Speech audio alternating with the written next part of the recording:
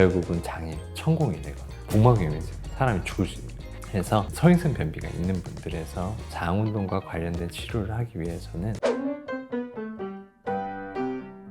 안녕하세요. 연고형의 윤상민. 김동원입니다. 이번 시간에는 느린 변비, 장이 느리면서 생기는 변비라고 생각하시면 됩니다. 서행성 변비 환자 많이 보잖아요. 서행성 변비 환자들은 처음 오실 때 변비가 심하다 이렇게 와요. 보통 한 2, 3일 정도가 아니고 일주일에 뭐 한 번에서 2번 정도 오면서 변이 엄청나게 단단하고요. 그러면서 배가 너무 빵빵해서 이제는 먹기조차 힘들어진다 라고 얘기하시는 분들이 꽤 많아요. 이러한 서행성 변비의 신호를 무시하시면 안 됩니다. 고령자가 진짜 많은 것 같아요. 만성 질환자, 파킨슨병 이런 경우에도. 그래서 이런 서행성 변비가 되면 장 안에 단단한 변이 가득 차면서 복부, 팽만 같은 게 생기고 그로 인해서 이제는 더 이상 먹기가 더 힘들어지는 거죠. 그리고 또 항우울제, 복용 이런 경우에도 서행성 변비가 오는 경우가 되게 많습니다. 그래서 이런 서행성 변비는 변을 일주일에 한 번 봅니다. 많아야 2번 보고 변이 매우 단단하고 막 토끼똥처럼 나오고 10분, 20분씩 힘을 정말 많이 주고 이런 분들이 되게 많아요. 그래서 왜 이렇게 화장실을 가서 힘을 많이 주세요 하면은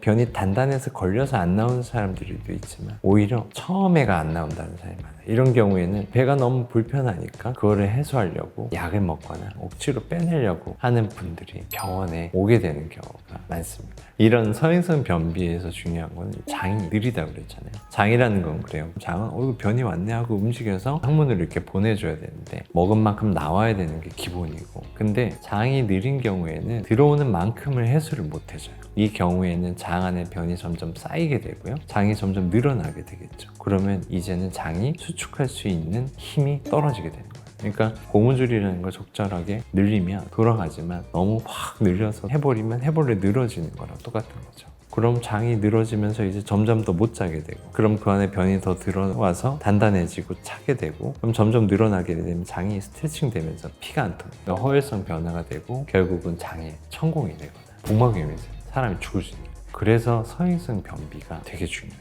약을 안 쓰면 해결하지 못하는 경우가 상당히 많습니다. 그래서 우선은 이런 서행성 변비를 이겨나가기 위해서 장 운동에 대한 것들을 얘기를 드릴게요. 대장이라는 거는 기본적으로 수분과 전해질을 흡수하는 것도 있고, 소화되지 않은 식이섬유들을 이제 발효를 하면서 우리 몸에 여러 가지 도움이 되는 물질들을 만드는 균들이 사는 곳이라고 생각을 하면 되고요. 그리고 변이라는 게 보관되고 이동되고 결국 배출까지 되게 되는 거죠. 이런 장의 운동에는 여러 가지 영향을 주게 되는데요. 장은 기본적으로 우리가 아무것도 안 해야 돼요. 움직여요. 그래서 이런 기본적인 운동에 관장하는 세포가 카할 세포라는 게 있고, 고진폭 추진성, 저진폭 추진성을 통해서 장이 자동으로 움직이고 있다. 근데 특히나 이 고진폭 추진성 같은 경우에는 서행성 변비에서 많이 감소된다 그래요. 그리고 이런 것들은 자극성 하재와 같은 자극성 완화제에 의해서도 유발이 되어 실제 배어변과 연관이 된다고 합니다. 두 번째는 장의 움직임에 또 영향을 주는 게 자율신경이에요. 자율신경은 교감신경, 부교감신경이 있는데, 교감신경은 우리가 스트레스 상황에서 항진이 되게 됩니다. 누군가 쫓아올 때는 우리가 방구를 끼거나 똥을 싸거나 그러지 않아요. 운동이 감소하게 되고 괄약근은 수축하고 소화는 잘 안 되게 됩니다. 근데 이와 반대로 부교감신경이라고 해요. 이것들은 우리가 몸과 마음이 편안할 때 항진이 되게 되는데, 이런 경우에는 이것들이 장의 운동을 증가시키고 괄약근을 이완시키는 효과를 내게 됩니다.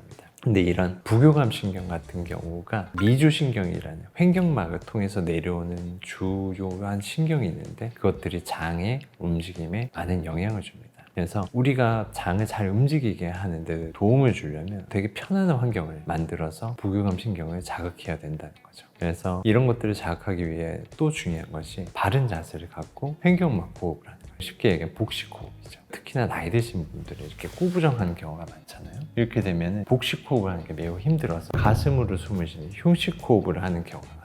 횡격막 자체가 굳어버리면 부교감신경이나 장을 이제 마사지하거나 부교감신경을 자극하는 게 줄어들기 때문에 장 운동에도 안 좋은 영향을 줄 수 있다고 합니다. 또한 장에 반사적 운동이 있다고 그랬는데요. 이런 것들이 변이 만들어져서 장이 늘어가면 세로토닌이라는 호르몬을 분비하여 장의 움직임에 촉진하는 역할을 하게 됩니다. 인체 전체에서 발생되는 세로토닌의 약 90% 정도가 장에서 생산된다고 하니까요. 세로토닌이 장 운동에 아주 핵심적인 호르몬이라고 할 수 있겠죠. 그래서 여러 가지 약제들이 개발되어 있는데, 이런 것들도 대부분 세로토닌을 관련된 약제들이라고 생각을 하시면 됩니다.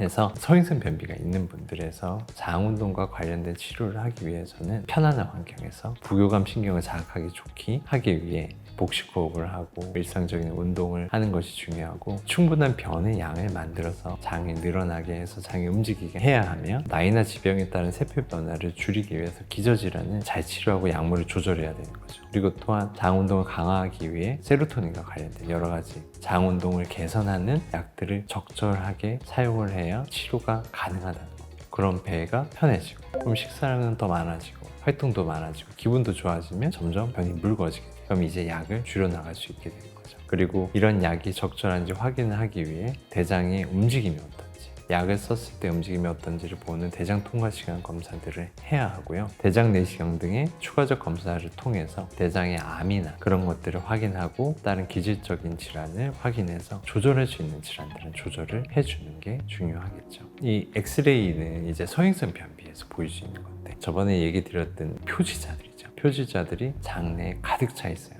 저식이섬유 변비나 정상 장 운동을 보이는 사람과는 완전히 다르죠. 장이 많이 늘어나 있으면서 그 늘어난 장 안에 변이 가득 차 있는 모습, 검검하게 보이는 점점점점 보이는 것들이 다 변이거든요. 장의 운동이 많이 느리다는 거고, 장 안에 변이 많이 차 있죠. 그럼 이런 서행성 변비를 우리가 확인하였다. 그러면 이제는 약물 치료의 방향을 바꿔야 돼요. 약을 강하게 쓴 후에 줄여나가는 방향으로 가는 게 좋아요. 우선은 장을 좀 비워줘야 되는 거예요. 그래야지 장이 쪼그라들면서 수축력이 좋아지는 거죠. 그리고 장의 움직임이 어느 정도 돌아올 때까지는 변을 좀 묽게 하는 게 좋아요. 그래서 이런 사람한테 식이섬유를 막 늘려요. 더 먹어야 돼요. 그러면은 장안이 그걸 해소를 못하니까 점점 환자는 더 힘들어지거든요. 그래서 서행성 변비의 경우에는 식이섬유는 한 번에 확 늘리지 않고, 늘려도 천천히 늘리고, 장운동 강화제나 삼투성화제, 변을 묽게 하는 약들을 적극적으로 쓰게 하는 것이 중요하고요. 그래서 오늘은 서행성 변비에 대해서 알아봤고요. 그냥 시중에서 살 수 있는 약을 쓰거나 건강보조식품 식이섬유를 쓰면 좋겠지 하고 그냥 구매하지 마시고, 식이섬유를 사서 식이를 신경 썼는데도 좋아지지 않고 배가 점점 팽만해지고 심해지는 경우, 그럴 때는 꼭 병원에 오도록 하세요. 오늘 영상이 도움이 되셨다면 구독과 좋아요, 댓글과 알람 설정 부탁드리겠습니다. 감사합니다.